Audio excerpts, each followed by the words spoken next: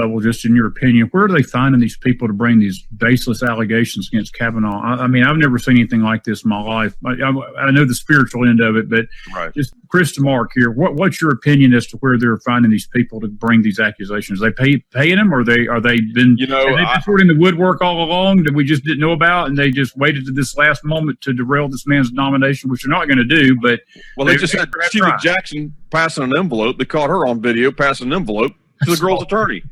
I saw that. Yes. Or I guess it was the guy's attorney or girl's attorney. I don't know who he was. I haven't. So it's like, come on, man. Money talks. People don't care. I mean, people do anything for money. And the GoFundMe stuff for these politicians that are asking GoFundMe. Please don't fall for that. Okay, that is the way the deep state can give them money to go do what they need to do. That has been a known fact, and that's now been being exposed. Is they started GoFundMe before I can fund my my attorney fees and this, that, and the other, like Strzok did or whatever it was. Right. And she did. That has nothing to do with that. It has everything to do with them getting paid by the deep state, so that they can't see where the money's really coming from, so to speak. Wow, it's a good point, Mark. Yeah. Let me ask you this. You may not be able to answer this question. When Greg was telling you about the meeting with Obama and Trump, was there any specifics that he gave you about what was not so good for Obama? No, they didn't say anything about the specifics. They just said that he requested a meeting with Trump, and that meeting did not go well for Obama at all. Obama's running scared. He knows his time is short. That's why these guys are kicking and screaming. I got hammered when I said that these hurricanes, they weaponized weather. And I got hammered when I said that the Hurricane Harvey that hit Texas and Irma that hit Florida was purposeful because they both swung for Trump. It was retaliation. And people say, well, that's a conspiracy theory. You can't prove that, this, that, and the other. Well, 3 weeks after I said that, Greg Hunter has Dane Wigington on from geoengineeringwatch.org and confirmed every single bit of what the Lord was telling me about this, because they weaponized weather. And I asked the Lord, I said, why did they do this? Why did they actually do this? What was their purpose of this? And he said it was retaliation for pulling out of the Paris Climate Agreement. And he said, because the second we did that, it delegitimized climate control, because climate control is their global slush fund, global tax that funds the New World Order, period. So now, the other day, a couple weeks ago, I saw where North Carolina basically had done the voter fraud stuff with the machines and this, that, and the other. They had caught it or something like that, and they were going after it. And I said, oh, boy, sure enough, there it was. Here comes the hurricane. Bigger than life, man. There it was. And I just found out literally through another source of mine, contact this morning. Sure enough, they said that it was, in fact, made by man and generated, the HAARP system, basically. And it was meant to try and flood North Carolina and flood out the evidence of what was going on with the voter fraud. People don't think this stuff is real. They don't think that this stuff can actually happen, that we have the technology. This stuff's been going on for decades. It's all over the world.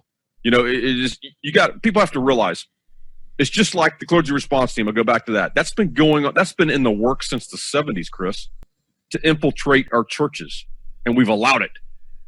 And so it's the same thing with society in our culture, or whatever the case may be. We have allowed this stuff to go on because the church was not awake. They've been a spirit of apathy, a spirit of cowardice, because they didn't want to hurt the tithe and offerings. They didn't want to hurt the rock star lifestyle. It's all about the money. You got to remember now, it's all about wealth and influence. So now the time has come where God's holding people accountable, period. And the justice the judgment's been set. The justice is now taking place. So there's going to be some upset people when they find out, because everybody wants to pick on the Catholics right now about the pedophilia, this, that, and the other. Yeah, that's bad. Don't get me wrong. But they're about to find out there's other denominations that are just as bad. That they're fixing to find out that there's some big name people that are fixing to go down. Wow. And we need to be there as the army of God, the remnant, to help pick up the pieces, because there's going to be a lot of hurt people who feel betrayed, all this stuff. So we need to be there to ready to pick up the pieces. Wow. Mark, let me segue to something else, and I'm writing these names down because it's just amazing, this weather thing. I'm a weather guy, so that perked my interest when you said what you did about the weather weaponization. Right. And if you think about it, it makes total sense. It makes total sense because I remember me and you talking about Harvey. I think it was the second interview we did back in January or last year, actually, and you mentioned the fact that those 5 presidents, Carter, the Bushes, Obama, and Clinton, were in Harvey, and during that time, they were trashing Trump. I mean, they literally trashing our current president as former presidents about his response to the hurricane, as if he could wave a magic wand and make this water just, magnificently disappear. And again, there's a global component to this that people forget. We're not just talking about our nation. America fits into a global picture for God's plan for this earth. And as Christians, we must understand we play a role in that. Our intercessory and our prayers play a role in that in a big way. But there is a spirit of accusation, and that was an accusatory spirit. Everything goes back to the same spirit of accusation, Mark. This accuser of the brethren, and this thing that Satan is doing right now is beyond the pale.